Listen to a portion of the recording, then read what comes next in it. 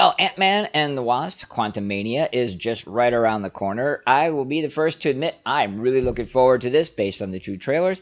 However, the writer, Jeff Loveness, just decided to open his big mouth and throw a bit of a monkey wrench into the works.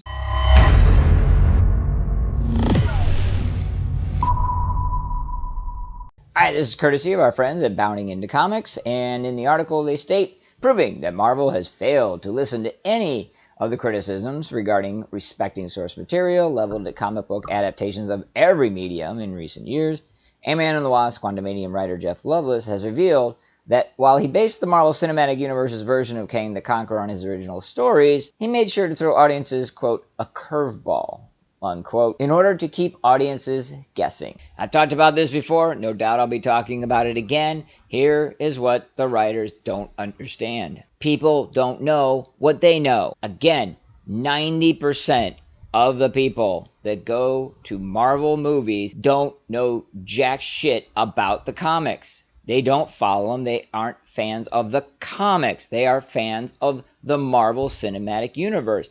You don't have to throw a curveball. You could take the great stories and characters from comic books that have already been tested and found to be of worth, merit, and value by a paying audience and adapt those frame by frame, shot by shot, line by line, and you would have similar success financially and with 90% of the people. Yes, you'll get far extremes on the comic book fan sides that accuse you of just stealing and plagiarizing, all this other garbage. None of it matters because you put out a product that was entertaining and financially successful.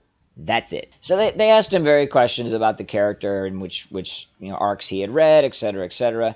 Then they go on to state this, including the real issue. But while such slight alterations, referencing the alterations he said he would be making to the character, are understandable when adapting his storycraft from one media to another, Loveless then immediately torpedoed the brief goodwill he had culled among fans with his claims of extensive research by revealing that though he, quote, certainly took a ton from the comics, unquote, he believed that, quote, the joy of these movies is you also get to put some of yourself into it. You get to put a completely new spin, because if you just do a 100% comic book adaptation, people know all the tricks and what to expect. Okay, so I previously talked about how this is idiotic in the idea that everyone knows comic books, but where the real problem lies, and what is really revealing and disturbing here, is that Loveless has a fundamental misunderstanding of how the entire industry that he works in operates. That is to say, he seems to have forgotten the fact that there's this thing called willing suspension of disbelief that has been tried to and tested for thousands of years. Look, it's very simple, Loveless. I'll explain it to you. People didn't walk into Avengers Endgame thinking, oh, Thanos is going to lose. They went in saying, for the next almost 3 hours, we are going to suspend our disbelief that this is a movie, that we know what's going to happen based on our life experience.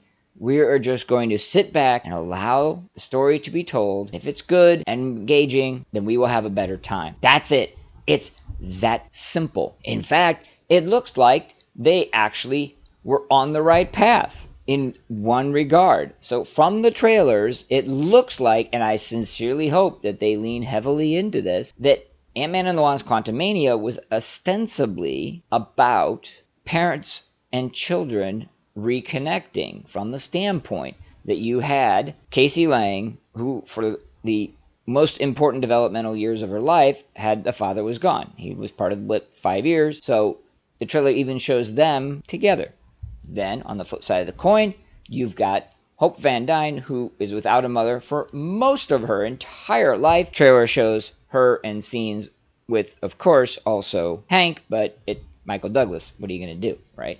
Hell, you could even get really clever and do some kind of genetic weirdo thing with Kang and all the little inhabitants of the quantum realm as, children of his in a biological way. There's a lot you can do and a lot you can work with that will resonate with the movie-going audience. Avengers Endgame made billions of dollars because it was the hero's journey. If you want to be honest and want to go even outside the MCU, The latest Avatar movie made multiple billions of dollars because it is the beginning of the hero's journey combined with a coming of age story. These are simple, universal concepts you don't need, and you don't have the talent, and you don't have the ability, and in fact, no writer does, to write something completely new. So stop. You've got the blueprints. You have the comics. Adapt them, adapt the characters, and you will be financially successful, and the audience will be entertained. That's all you need to know, and it is the one thing that in Phase 4, and it looks like possibly Phase 5, Marvel has completely lost sight of, that 10 years and billions of dollars already showed them works in the first 3 phases. So that's my take on it, but I'm curious yours, so let's talk about it. Obey your king. Subscribe to the channel and click the notification icon.